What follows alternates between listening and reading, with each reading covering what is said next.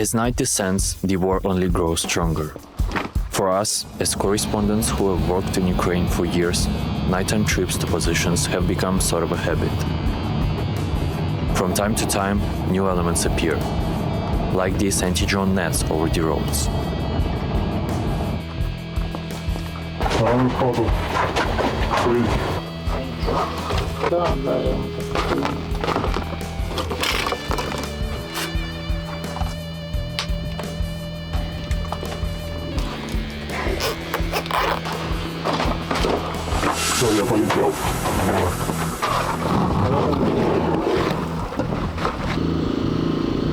The most stressful part of the day is over, and thankfully we didn't stuck on our way here and weren't shelled by anything. Now we are in our natural habitat, somewhere in the forest, relatively close to Russians. And today I'm excited to work with la crème de la crème of Ukrainian Defense Forces, with the units of Special Operations Center A, so-called Alpha, of Security Services of Ukraine.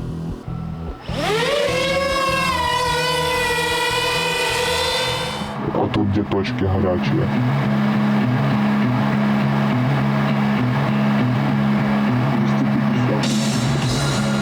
Картинка хорошая. Ozzy Osbourne blares from the speakers.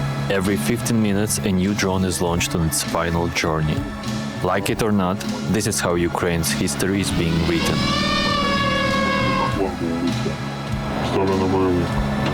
Там тоже вон FPV-ка, видишь, летает, если ее видно, выходит. Some of these guys are barely 20, some around 30, but they'll all end up in textbooks.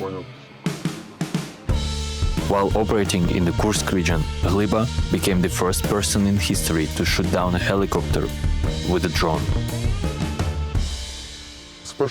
With the first helicopter, I was wearing goggles and simply flying to confirm the target. We hit an armored target with infantry before that and flew the second drone to confirm it. When we found that it had been destroyed, we returned to free search. And we saw a spot on field. We flew up to it. At first, we thought it was a shadow from a cloud, but when we started to get closer, we realized it was a helicopter. We directed the drone at it. At first, we were stunned for about 5 seconds, but then, when we realized that we had hit the helicopter and the drone had worked, we were in high spirits on that day. So yeah, this is the Darts UAV. It can carry around 4 or 5 kilos of explosives and cover the range of 40-50 kilometers. And this is the exact model that the fighters of Alpha used to shoot down not just one, but 2 Russian helicopters, which is pretty exciting.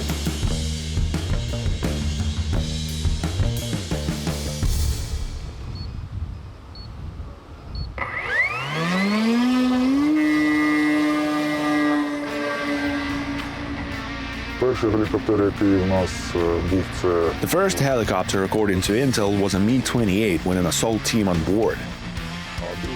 The second was a Mi-8 transport. It was flying low. We spotted it early and chased it for about 10 minutes. The drone is designed more for stationary targets, not moving ones. But the Mi-28 was hovering over a field during a tactical landing.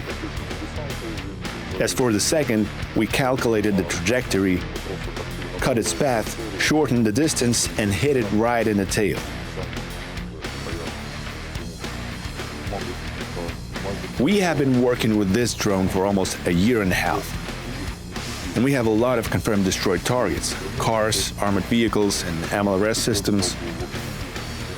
If you need, we will send videos. Вставляем детонатор. Достаем чеку. The Darts is operated like a regular FPV quadcopter with goggles, joystick and radio control. But nowadays the battle for radio frequencies is a whole other type of warfare, invisible to the casual observer. To hit a target with a radio-controlled drone, you need to fly on an unjammed frequency with a suitable radio horizon, know a bunch of tricks we cannot talk about, and most of all, get lucky.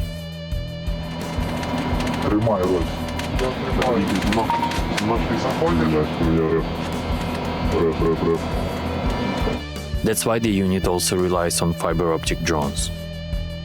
They do not fly as far, but they also do not have those problems to deal with. Unfortunately, we couldn't film the operators of these drones, because this is how they get to work. The enemy also uses many FPV drones and fiber optic drones. Many ambushes with radio and fiber optic drones. Therefore, 70% of success is getting to the positions. The rest is just work. The war now is deadlier than ever, and 70% of casualties on the battlefield are caused by the drones. Either similar to this one, FPV suicide ones, or the heavy bombers, or the long-range bombers, or the ground systems with the turrets. Moreover, the special operations are being carried out with the drones, like the recent spider web executed by the security services of Ukraine. And Alpha is truly one of the top-performing units without exaggeration. According to official ratings, they are in the top 3 of best-performing drone units consistently, competing with the formations the size of the brigade, so that says a lot. Firstly, we have the support of Vasil Maluk, the head of the service, and Yevhen Khmara, the head of the center. We have maximum carte blanche to use drones and various types of equipment. We have the support of the state for this. And we always try to gain experience from other units and share our own. We strive to solve complex technical and tactical problems. And we promote this ideology further. It is worth noting that drones are not Alpha's only specialty. Before the invasion, their main task was to fight terrorism, as Ukrainians sole Tier 1 unit with the likes of DevGru and SAS in their respective countries. This task is still relevant today, but when deployed on the front line, Alpha can perform special operations, storming positions, capture prisoners, and strike the enemy with various tools over various distances, including deep behind enemy lines.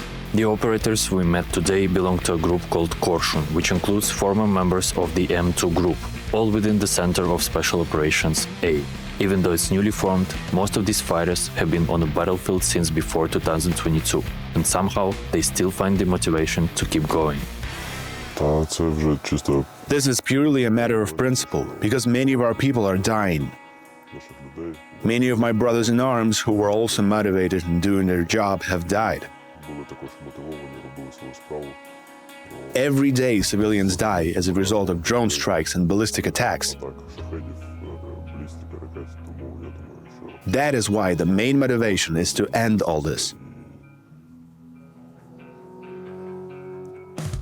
Like in historical times, we have always fought for our freedom only by force. Therefore, there is only one motivation: for the enemy to die and our people to live.